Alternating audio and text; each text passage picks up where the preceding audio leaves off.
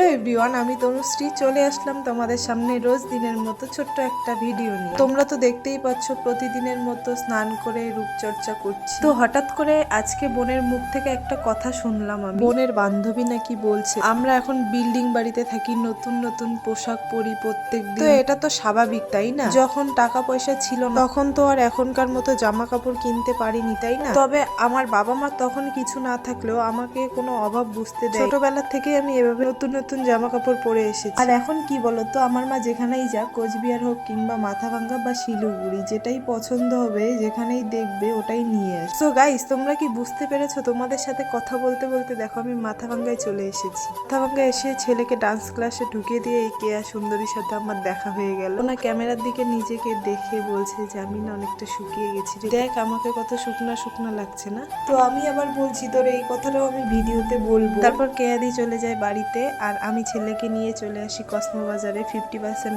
Of আছে। তারপর আমি ছেলের জন্য দুটো জামা প্যান্ট নিয়ে বিল করার জন্য দাঁড়িয়ে আছি।